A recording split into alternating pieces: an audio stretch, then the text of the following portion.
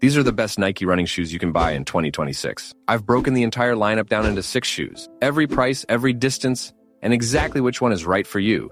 No fluff, no filler. Let's get into it. First, here's how Nike's lineup works, because it makes choosing simple. Nike splits its running shoes into 2 families: daily trainers for your everyday miles, and racers for when the clock actually matters. Get this wrong, and you'll spend $300 on a shoe you can't even train it. One quick thing before we start. Nike shoes tend to run narrow and slightly snug. If you're between sizes, or you have a wider foot, go up half a size. And one more thing that makes everything click: Nike's 3 foams. ReactX is the firm, durable, everyday foam. ZoomX is the soft, bouncy, premium foam, and it's in every shoe from here on up. And Air Zoom units are pockets of pressurized air that add a spring to your step. Keep those 3 in mind, and every shoe on this list makes sense. Okay, let's start with the shoe most people should actually buy. Number 1, the Nike Pegasus 42. This is Nike's do-everything daily trainer, and it's been their best-selling running shoe for over 40 years. That is not an accident. The Pegasus runs on a foam Nike calls ReactX. It's not the softest foam out there, but it's stable, durable, and it lasts. On top of that, there are 2 Air Zoom units, one in the heel, one under the toes. Those add a little spring to every step without making the shoe feel tippy. The ride is firm, planted, and dependable. It never feels mushy or out of control. It weighs about 10 ounces with a 36mm heel and a 10mm drop. That's light enough for tempo runs, but cushioned enough for daily miles. Easy runs, long runs, speed work, even your first race. The Pegasus handles all of it. It's also the most durable shoe on this whole list. One pair goes a long way. And at $145, it's the best value Nike makes. If you're newer to running, or you just want one shoe that does everything, start here. In fact, if this is your first ever pair, don't overthink it. The Pegasus is the answer. The only catch? It's a jack of all trades, master of none. It's not the softest shoe here, and it's definitely not the fastest. For pure comfort, look at the next one. Number 2, the Nike Vomero Plus. If the Pegasus is the workhorse, the Vomero Plus is the cushioned cruiser. This shoe is all about soft, protected miles. It uses one full-length slab of ZoomX from heel to toe. ZoomX is Nike's premium foam. It's lighter and bouncier than anything else they make. You get around 45mm of it,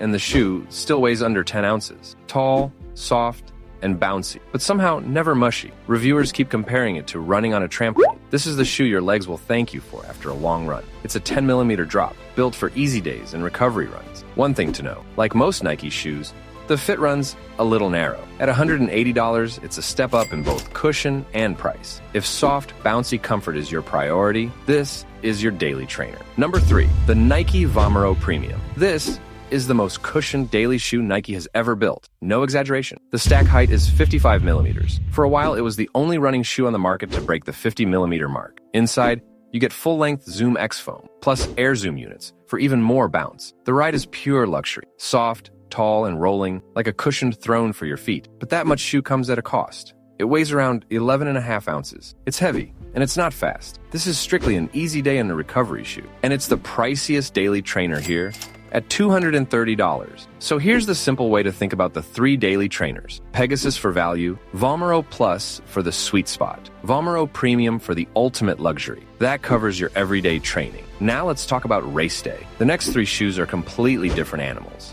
They all share one thing: a carbon fiber plate buried inside the foam. Here's why that matters. You take a tall stack of light, bouncy foam, and you run a stiff carbon plate through the middle. The foam returns energy. The plate stiffens the shoe and helps roll you forward. Studies found this combination can improve your running economy by around 4%. In plain English, same effort, but you run faster. That's why they're called super shoes. There is one rule, though. In official races, the sole can't be taller than 40mm. So these shoes are all engineered right up against that legal limit. Nike makes 3 of them, and each one is tuned for a different distance. Number 4, the Nike Streakfly 2. This is the sharpest, lightest racer Nike makes. It weighs under 5 ounces. On your foot, it feels like almost nothing. Inside, a full-length carbon plate sits in a thin, fast ZoomX midsole. But notice the stack. It's low, just 26mm, with an aggressive 4mm drop. That is a deliberate choice. A low, firm shoe lets you feel the ground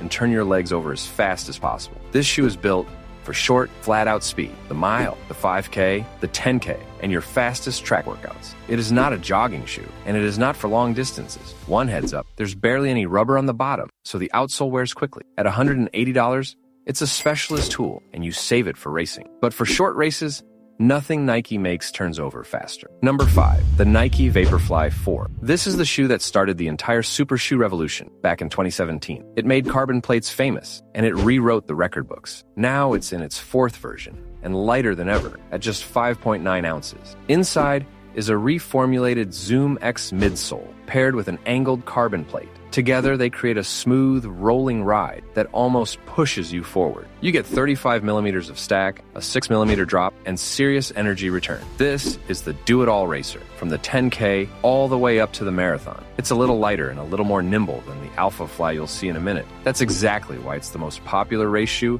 among everyday runners. If you want one race shoe to chase every personal best, this is the one to get. The price is steep at $260. And a warning, like all super shoes, that soft foam wears out fast. Save them for races and key workouts, not your daily miles. But on race day, very few shoes on earth feel this fast. And number 6, at the very top of the range, the Nike Alphafly 3. This is Nike's flagship, the shoe engineered to win marathons.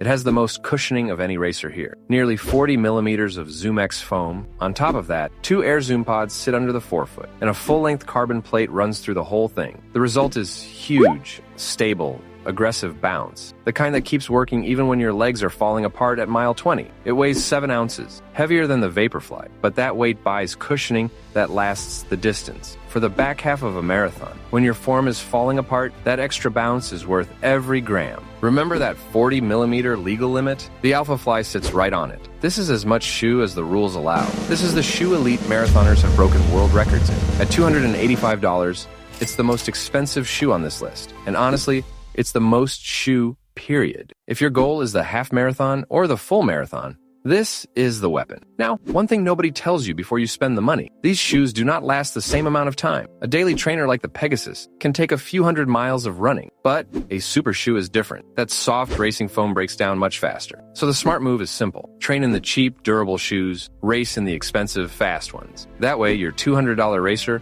lasts a whole season, not a month. So, 6 shoes. Which Nike should you actually buy? Here's the simple version. If you want one shoe for everyday running and the best value, get the Pegasus 42. If you want soft, comfortable daily miles, get the Vomero Plus. And if you want the absolute maximum, no compromise cushion, the Vomero Premium. For short races and pure speed, from the mile to the 10K, the Streakfly 2. For everything from the 10K up to the marathon, the Vaporfly 4. And for your fastest possible marathon, the Alphafly 3. And one warning, if you're brand new to running, skip the super shoes for now. They're less stable, and it's easier to get hurt in them before your legs are ready. Build up in the Pegasus first. Earn the carbon plate later. One last tip, the best runners don't rely on one shoe. They rotate. For most people, the perfect setup is just 2 shoes. A Pegasus for your everyday training, and a Vaporfly for race day. Match the shoe to how you actually run, and you'll never waste money on the wrong one again. If this breakdown helped you out, a subscribe genuinely helps the channel. I'll see you in the next one.